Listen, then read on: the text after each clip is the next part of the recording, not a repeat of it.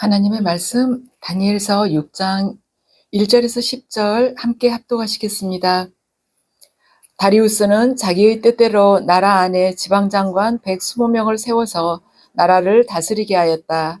또 그들 위에 정승 3사람을 세웠는데 다니엘도 그 가운데 한 사람이었다. 그리고 지방장관들이 정승들에게 업무를 보고하게 하여 왕에게 피해를 끼치는 일이 없도록 하였다. 그런데 다니엘이 다른 정승들이나 지방장관들보다 더 우수하였으므로 왕이 그를 나라의 통치자로 임명하고자 하였다. 그러자 다른 정승들과 지방 장관들이 다니엘이 나라 일을 잘못 처리한 것을 찾아내려 하였다. 그러나 그들은 그에게서 아무런 실책이나 허물을 발견하지 못하였다. 다니엘이 임무에 충실하여 아무런 실책이나 허물이 없었기 때문이다. 그래서 그들은 서로 말하였다. 다니엘이라는 자는 그가 믿는 신의 법을 문제 삼지 않고는 고발할 근거를 찾을 수 없다. 그리하여 총리들과 방백들은 왕에게로 나아가서 아뢰었다. 다리우스 임금님 만수무강하시기를 빕니다. 이 나라 정승들과 대신들과 지방장관들과 고문관과 총독들이 모두 의논한 바가 있습니다. 임금님이 법을 한 가지 만드셔서 금령으로 내려주시도록 요청하기로 하였습니다. 그 법은 앞으로 30일 동안에 임금님 말고 다른 신이나 사람에게 무엇을 강구하는 사람은 누구든지 사자굴에 집어넣기로 한다는 것입니다.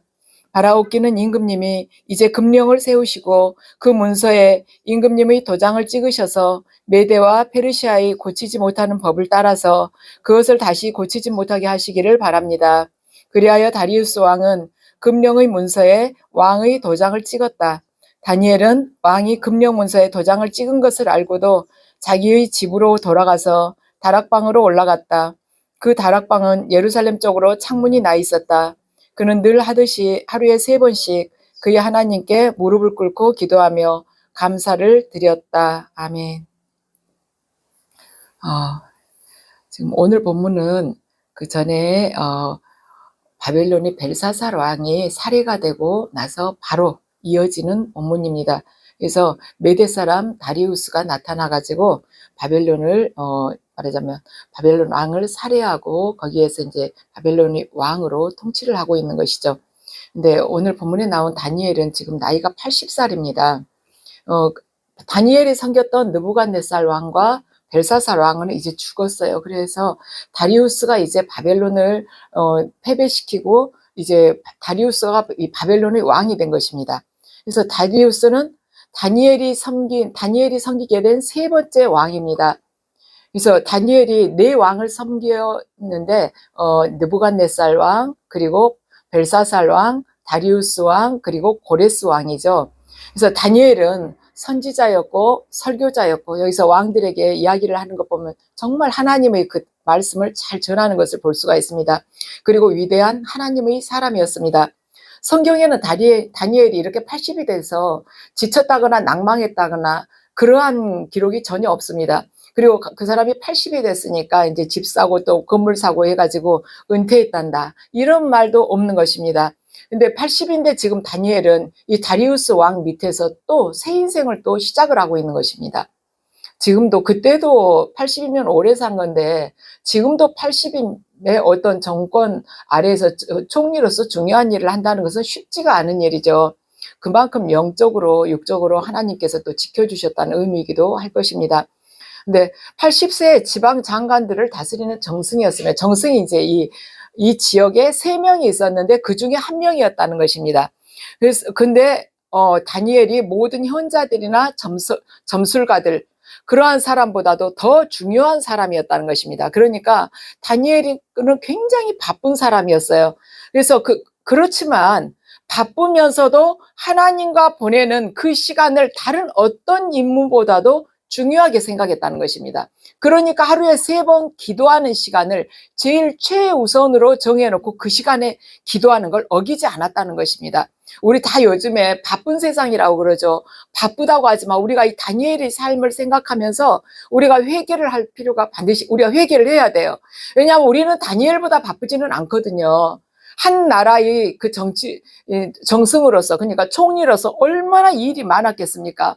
그리고 다니엘이 이 메대 사람이나 이렇게 다른 나라 사람들 이들하고 같이 일을 하려고 하면서 얼마나 이들에게 이 메대나 페르시아 사람들하고 같이 일하면서 이들에게 또 책 잡히지 않기 위해서 첫째로는 코람데오, 하나님 앞에서 부끄러움 없이 살기 위해서 얼마나 최선을 다하고 살았겠습니까? 그 바쁜 와중에. 그걸 생각하면 우리가 나 지금 시간이 바쁘니까 뭐 못한다는 거, 내가 바쁘니까 예배에 참석하지 못한다, 내가 바쁘니까 전도하기 힘들다, 이런 것이 다니엘 앞에서는 정말로 부끄러운 말이라는 것을 우리가 알게 됩니다. 그래서 다니엘은 업무와 지도자로서 필요한 그 많은 책임, 거기에 휘말리지 않고 주님과 홀로 보내는 그 시간을 제일 먼저 확보를 했다는 것입니다. 80세에도 그 정도 되니까 기도로서 주님의 인도를 받았다는 것이죠. 80대 되기 전에 치매 걸린 사람이 얼마나 많습니까? 근데 하나님의 인도를 받으면서 하늘이 놀라운 비밀들을, 그 말하자면 역사의 그 놀라운 비밀들을 받았다는 것이에요. 그러나 하나님 음성을 들으려고 부흥회를 가거나 기도회에 가지 않았습니다. 언제나 기도했고 하나님은 그의 기도에 항상 응답을 하셨습니다. 그래서 성경은 다니엘을 기도하는 사람이라고 명확하게 밝히고 있습니다. 자, 2절에서 3절 함께 읽으시겠습니다. 시작. 또 그들 위에 정승 세 사람을 세웠는데 다니엘도 그 가운데 한 사람이었다. 그리고 지방 장관들이 정승들에게 업무를 보고하게 하여 왕에게 피해를 끼치는 일이 없도록 하였다. 그런데 다니엘이 다른 정승들이나 지방 장관들보다 더 우수하였으므로 왕이 그를 나라의 통치자로 임명하고자 하였다. 왕이 다른 두 총리와 120명의 지방 장관들보다도 다니엘이 훨씬 더 우수하구나, 이것을 알고서는 다니엘을 통치자로 임명을 하려고 했다는 것입니다. 얼마나 뛰어났으면, 얼마나 특출나게 뛰어났으면은 메대 사람도 아니고 페르시아 사람도 아니고 바벨론 사람도 아닌 그 바벨론의 포로로 끌려온 유대인을 그 나라 최고의 통치자로 세우려고까지 했겠습니까? 그런데 지금 정권이 바뀌게 되면 그 전 정권에 있는 사람들은 쓰지를 않잖아요. 그러잖아요. 우리도 야당이 집권을 하게 되면 그 전에 맞아면 여당에서 집권을 했다면 그 사람 데려다가 야당 집권자가 쓰겠습니까? 안 쓰지 않습니까? 다 사람을 교체를 하잖아요. 그런데 그 멸망한 나라에서 일했던 그 총리를 다시 이 다리우스 왕이 기용을 하는 것입니다. 그런 일은 정말 있을 수가 없는 일인데 다리우스 왕을 기용을 하는 것이죠. 다리우스가. 그러니까 다리우스에게도 굉장한 신임을 받고 있었구나, 이걸 우리가 알게 돼요. 그런데 이걸 다른 두 총리하고 지방 장관들이 벌써 눈치를 채고 알았다는 것입니다. 자, 4절 말씀 함께 읽으시겠습니다. 그러자 다른 정승들과 지방 장관들이 다니엘이 나라 일을 잘못 처리한 것을 찾아내려 하였다. 그러나 그들은 그에게서 아무런 실책이나 허물을 발견하지 못하였다. 다니엘이 임무에 충실하여 아무런 실책이나 허물이 없었기 때문이다. 아멘. 다니엘이 80이 됐는데도 정말 털어서 먼지 안 나온 사람이 없다 하는데도 이 120명의 지방장관과 2명의 총리가 합세를 해가지고 얼마나 아랫사람을 많이 동원해서 허물과 실책을 찾아내려고 했겠습니까? 그런데 아무것도 찾아내지 못했다는 것입니다. 세상 속에서 우리가 살아가는 환경이 바로 그런 환경이에요. 믿는다고 하면서 어디 보자, 너 잘못한 거 있지? 털어서 먼지 안 나온 사람이 있어? 이러면서 허물을 찾으려고 하는 그런 세상들인 것입니다. 그런데 거기에서 우리가 어떤 삶의 태도로 살아야 하는가를 지금 다니엘이 보여주고 있는 것입니다. 이런 마음으로 살아가고 있는데 다니엘이 아침에 출근을 늦게 하겠습니까? 저녁 때 6시만 되면은 저녁 때 미리서 서류 챙겨갖고 나갈 준비를 하겠습니까? 아니지 않겠습니까? 이 지방장관이나 총리들이 봤을 때 자기들하고 비교를 해도 다니엘을 아무 흠을 찾을 수가 없으니까 그들이 찾지 못하고 이제 뭐 어떻게 하지? 하고 생각을 하는 것이죠. 다니엘에게 있어서는요, 지금 전부 다 정적이에요. 다니엘에게 호의를 갖는 사람은 다리우스 왕 하나뿐입니다. 다니엘이 거기에서 다리우스 왕에게 신뢰를 받을 수 있고 다리우스 왕으로부터 총애를 받을 수가 있고 또한 다른 정적들로부터 허물이나 어떤 실책을 말하자면 아무것도 밝혀내지 못할 정도로 살았다는 것은 다니엘이 다른 사람보다 2~3배는 더 열심히 최선을 다해서 살았겠구나. 그러니까 이렇게 이잡듯이 뒤져도 찾아낼 수가 없었겠구나. 우리가 그것을 벌써 알 수가 있는 것입니다. 5절에서 9절까지 함께 읽으시겠습니다. 그래서 그들은 서로 말하였다. 다니엘이라는 자는 그가 믿는 신의 법을 문제 삼지 않고서는 고발할 근거를 찾을 수 없다. 그리하여 총리들과 방백들은 왕에게로 나아가서 아뢰었다. 다리우스 임금님 만수무강하시기를 빕니다. 이 나라 정승들과 대신들과 지방 장관들과 고문관들과 총독들이 모두 의논한 바가 있습니다. 임금님이 법을 한 가지 만드셔서 금령으로 내려주시도록 요청하기로 하였습니다. 그 법은 앞으로 30일 동안에 임금님 말고 다른 신이나 사람에게 무엇을 강구하는 사람은 누구든지 사가자굴에 집어넣기로 한다는 것입니다. 바라옵기는 임금님이 이제 금령을 세우시고 그 문서에 임금님이 도장을 찍으셔서 메대와 페르시아에 고치지 못하는 법을 따라서 그것을 다시 고치지 못하게 하시기를 바랍니다.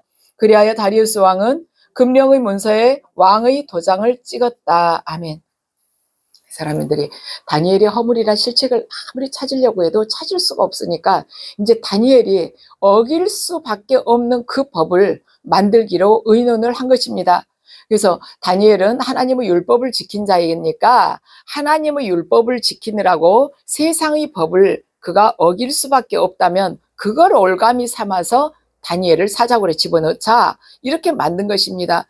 하나님의 율법을 지키기 위해서 세상의 법을 어길 수밖에 없는 그걸 노린 것이죠. 이것이 바로 요즘 이슈가 되고 있는 포괄적 차별금지법도 이러한 것에 해당된다고 볼 수가 있는 것입니다. 하나님 나라의 법과 세상의 법을 서로 충돌하게 만들므로 인해서 하나님 나라의 법을 지키는 사람들을 법적으로 끌고 가려고 한다는 것입니다. 그래서 이 세상 사람들, 악의 세력들이 밤낮으로 생각하고 있는 것이 바로 그거예요. 어떻게 올무를 걸어서 예수 그리스도를 드러내고 있는 저자들을 다 전멸을 시킬까? 그것이라는 것입니다. 고관들이 다리우스 왕에게 제시한 것은 딱 짧게 말하면 기도하지 말라는 거예요. 기도 금지법이었습니다. 지금 차별금지법도 뭐예요? 복음 금지법이라는 것이죠. 복음전도 금지법. 그게 그 안에 많이 속해져 있다는 것. 하나님의 말씀을 전하지 못하게 하는 것. 하나님의 말씀을, 그러니까 하나님의 이 진리도 전하지 못하게 하고 그 진리를 다른 사람들한테 믿어서 새 생명, 영생을 얻지도 못하게 하는 것. 그걸 법으로 세워가지고 처벌을 하겠다는 것이죠. 그래서 다리우스 말하자면 왕에게만, 그러니까 왕이 듣기에는 아주 감언 이설이에요. 왕에게만, 왕을 위해서만 기도할 수 있게끔 하는 것. 그렇게 해가지고 왕이 아닌 다른 누군가가 기도를 하게 되면은, 다른 누군가에게 기도를 하게 된다면 그를 사자굴에 집어넣자 하니까 왕이 얘들이 나한테 정말 충성을 하구나 하고는 거기다 딱 도장을 찍어준 것이에요. 이들이 질투심을 견디지 못하고 다니엘의 기도를 중단시키기 위해서 선포를 한 것입니다. 그래서 이 다니엘의 기도가 얼마나 강력했으면, 얼마나 지옥을 흔드는 기도였으면, 말하자면 이 왕국 전체를 움직여가지고 이 한 사람을 죽이려고까지 했겠습니까? 그래요. 사람의 숫자가 문제가 아니라는 것입니다. 그 한 사람이 하나님과 얼마나 연합되어 있고 얼마나 하나님의 사람인가에 따라서 그 단 한 사람이 기도를 한다 할지라도 지옥 전체를 흔들 수 있는 기도가 될 수가 있다는 것입니다. 그러니까 전국에서 다 들고 일어나는 거예요. 기도하는 사람, 기도하는 자, 다니엘 한 사람을 죽이기 위해서라는 것입니다. 120개 지방의 장관들이 모두 모여서 다니엘의 기도를 막아야겠다고 했어요. 우리는 내 기도가 정말 얼마나 힘이 있을까 하고 의구심이 들 때가 있어요. 기도를 할 때도 아무 힘이 없는 것 같고 나 한 사람 기도해서 무슨 힘이 있을까 이런 생각을 할 수가 있지만은 다니엘도 우리와 똑같은 성정을 가진 사람이었습니다. 그런데 그 기도하는 다니엘이 기도를 멈추지 않을 때는 지옥이 뒤집어지는 것이에요. 말하자면 지옥에 불이 떨어지는 것입니다. 그러니까 이들이 다니엘을 막겠다는 것입니다. 지금 사탄의 세력들이 그리스도인들에게 하는 것이 바로 그것입니다. 기도하지 못하게 하겠다. 복음전도 못하게 하겠다. 예수 그리스도 안에서 절대로 구원받는 자를 내가 좌시하지 않겠다 하고 공격하고 나서는 것입니다. 이들이 모두가 메대인과 페르시아였는데 다니엘 혼자만이 유대인이었습니다. 다니엘만이 기도하는 사람이었어요. 그렇지만 하나님은 언제나 이런 한 사람을 계속해서 찾고 계신다는 것입니다. 이 한 사람이 어떤 사람인가? 특정한 사람이라는 것이에요. 하늘을 흔들 수 있고 지옥을 흔들 수 있는 그런 기도의 사람을 하나님께서 지금 찾고 계시다는 것입니다. 자, 10절 함께 읽으시겠습니다. 다니엘은 왕이 금령문서에 도장을 찍은 것을 알고도 자기의 집으로 돌아가서 다락방으로 올라갔다. 그 다락방은 예루살렘 쪽으로 창문이 나 있었다. 그는 늘 하듯이 하루에 3번씩 그의 하나님께 무릎을 꿇고 기도하며 감사를 드렸다. 아멘. 참 제가 이 본문을 읽으면서 마음이 좀 아팠어요. 왕이 금령문서에 도장을 찍은 것을 알고도 자기 다락방으로 올라갔다는 것입니다. 그 사자굴에 떨어져 죽을 것을 알고도 자기 다락방에 올라가서 기도를 했다는 것입니다. 다락방이면 문 닫아놓고 조용히 골방기도 하듯이 하면 되는데 문을 열어놓고 또 했다는 것이에요. 그렇죠. 그 창문이 나 있었는데 항상 그 문을 열고 기도를 했다는 것입니다. 자, 이 문을 열고 기도하는 것, 우리가 저기 보면은 알 수 있죠. 사무엘이 성전 봉헌할 때 드렸던 기도를 우리가 기억을 할 수가 있습니다. 열왕기상 8장 48절에서 50절인데요. 거기에서 사무엘이 기도를 하죠. 주님께서 계시는 곳인 하늘에서 그들이 기도와 간구를 들으시고 그들의 사정을 살펴보아 주십시오. 주님께 죄를 지은 주님의 백성을 용서하여 주십시오. 주님을 거역하여 저지른 모든 반역죄까지도 용서하여 주십시오. 그들을 사로잡아간 사람들 앞에서도 불쌍히 여김을 받게 하셔서 사로잡아간 사람들도 그들을 불쌍히 여기게 해 주십시오. 이렇게 사무엘이 기도를 한 것입니다. 그래서 멀리 말하자면 사로잡혀서 포로로 원수의 땅에 갔을지라도 마음을 다하여서 정성을 다하여서 주님께 회개하고 주님께서 그들이 조상에게 주신 땅과 주님께서 선택하신 이 도성과 내가 주님의 이름을 기리려고 지은 이 성전을 바라보면서 기도를 하거든. 주님, 그들의 기도와 간구를 들으시고 그들의 사정을 살펴봐 달라는 것입니다. 사무엘이 이렇게 기도를 올렸죠. 또 여러분들 기억하시죠?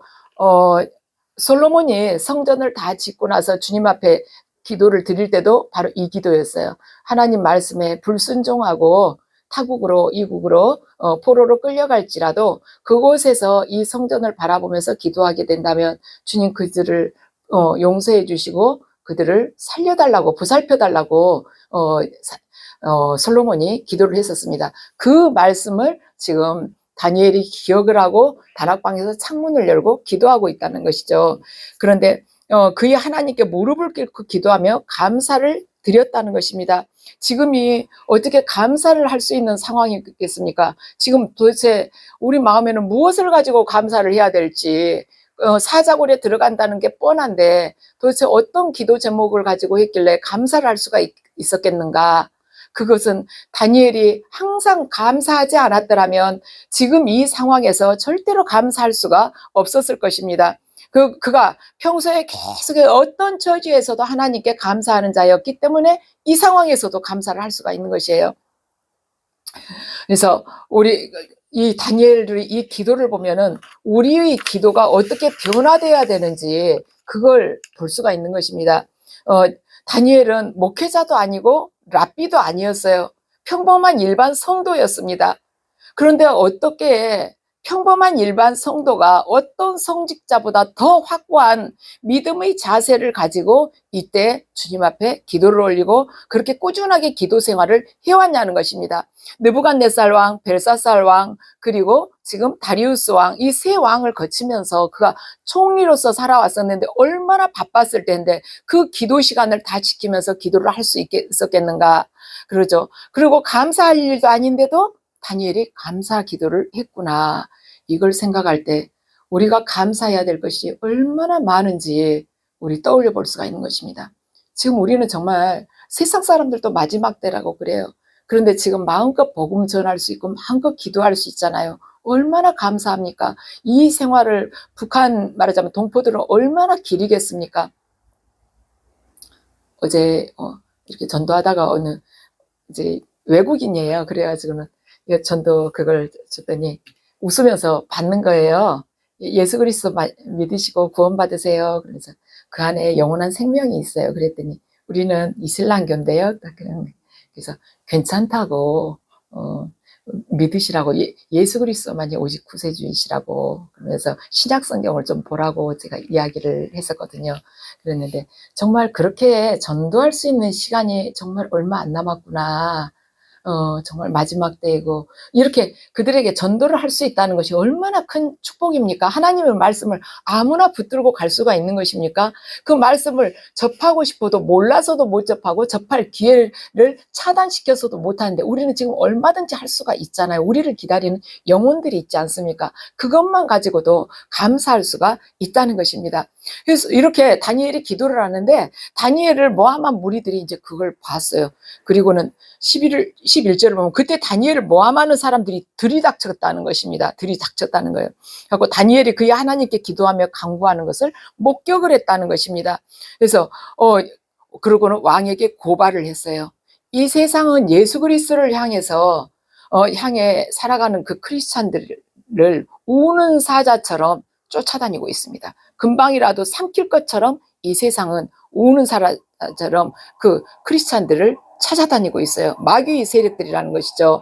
베드로전서 여러분들 여러분들 올라와 있죠. 베드로전서 5장 8절 말씀입니다. 함께 읽으시겠습니다. 정신을 차리고 깨어 있십시오. 여러분이 원수 악마가 우는 사자같이 삼킬 자를 찾아 두루 다닙니다. 아멘. 여러분이 원수 악마가 우는 사자같이 삼킬 자를 찾아 두루 다닙니다. 다니엘이 살았던 그 시대에 메대 사람, 페르시아 사람, 그 많은 사람들 중에서 다리우스 왕 한 명만 다니엘에게 호의를 가지고 있었지, 나머지는 다 다니엘에게 창끝을 향하고 있는 그런 시대였습니다. 그러면 다니엘이 살아간 시대가 더 힘들었겠습니까? 지금 우리의 시대가 더 힘들겠습니까? 다니엘의 시대가 훨씬 어려웠던 때입니다. 왜냐하면 바벨론 영이 모든 사람을 장악했었습니다. 하나님의 사람들은 전부 다 침묵을 해야 됐어요. 그리고 다니엘과 세 친구들, 포로된 그 세 친구들 외에 다른 포로된 이스라엘 사람들 가운데서 누가 기도했다는 말이 성경에 전혀 나오지를 않습니다. 그렇지만 다니엘은 그 가운데서도 영적인 선도를 지켰어요.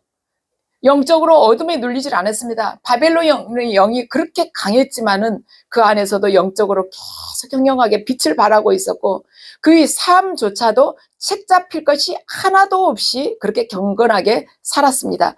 도대체 얼마나 살아야지 그렇게 살 수가 있겠습니까? 그렇게 삶조차도 그렇게 책 잡힐 것 없이 바르게 사는 것뿐만이 아니라, 믿음을 끝까지 그렇게 고수하고 지킨 것뿐만이 아니라, 두 번째는 삶도 탁월했다는 것입니다. 허물도 없고 잘못도 저지르지 않았지만 그 다른 총리들이나 지방 장관들하고 비교했을 때 그의 능력이 특출났다는 것이에요. 사람이 그렇게 자기를 죽이려고 하는 그 정적들이 많은데 가면 아무래도 위축이 되죠. 있던 능력도 제대로 나오겠습니까? 주눅 들어가지고. 근데 거기서도 그 모든 능력을 그대로 그들에게 보일 수가 있었다는 것입니다. 그것은 뭐냐?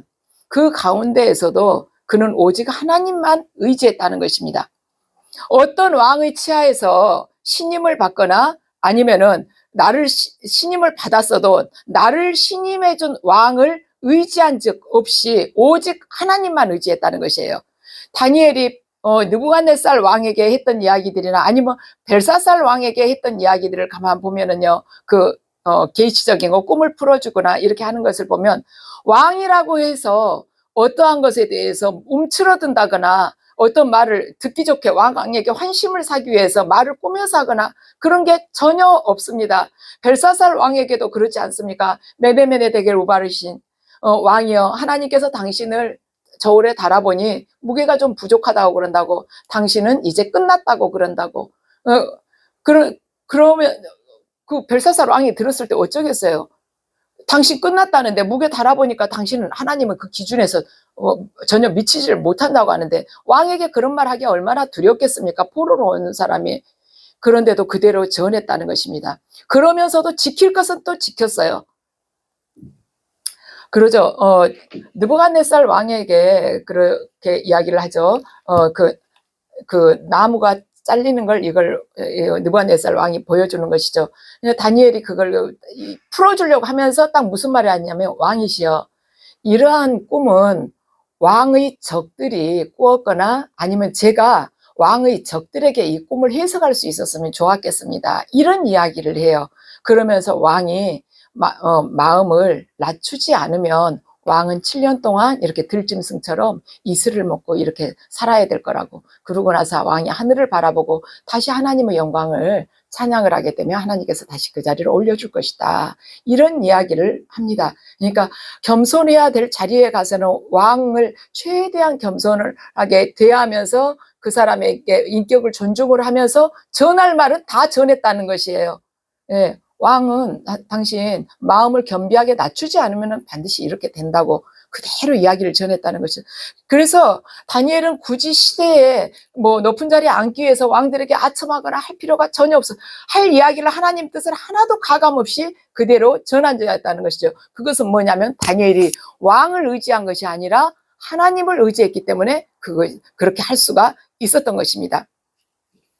자, 벨사살 왕 시대를 보면은 하나님의 손가락이 벨사살 왕이 귀인들 1000명을 데리고 잔치를 벌이는데 벽에 나타나가지고 메네베데데겔 우바르신이라고 이렇게 썼어요.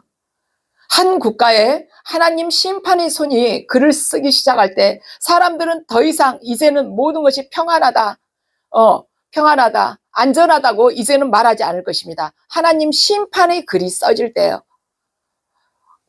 저나 여러분이나 그 손이 이미 나타났다는 것을 알고 있습니다. 또한 믿지 않는 자들도 그 손이 지금 어느 정도 느껴진다고 알고는 있어요. 믿지 않는 자들도 뭔가 지금 마지막 조짐이 나타나고 있구나 하는 것을 느낍니다. 불신자들도 알고 있어요. 말세라고 그래요. 하나님 심판의 손이 나타나게 되면 벨사살처럼 사람들은 누가 해답을 알고 이 시대를 읽으면 나의 이 불안을 해소해 줄 수가 있을까 하고 물을 것입니다.